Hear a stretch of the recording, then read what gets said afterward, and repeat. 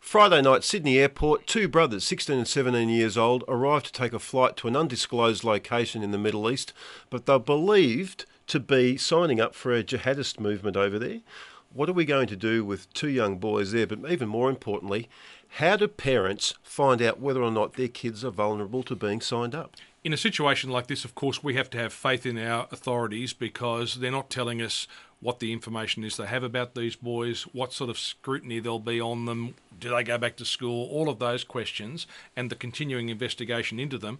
But the message a lot of people are giving is, well, how could parents not be aware of what their kids were up to? And there's an easy response to that, and we've had a lot of it from parents of boys in their teens. Well, you have a look at a 16, 17-year-old boy.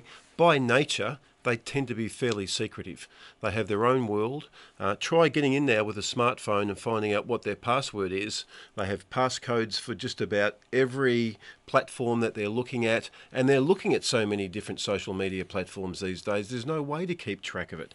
You're lucky if you get 2 grunts out of them during the day, much less than 1. And that's why people like Jamal Rifi, the doctor from southwest Sydney, who's been spending a lot of his own time raising his family and running a medical practice and trying to do all this work, says there's a desperate need for federal government to ramp up its help to families. The immediate response might be, well, parents should be doing this anyway, but it is what it is. And if there's a need for parents to be helped in this area, particularly from this part of the world and who've come from this part of the world, then that ought to be happening urgently. But in this case, there's still a lot of questions to answer. How did a 16 and 17-year-old pair of brothers turn up at the airport? Who paid for their ticket? Who paid for their passports and organised their passports? We need to know a lot more information first.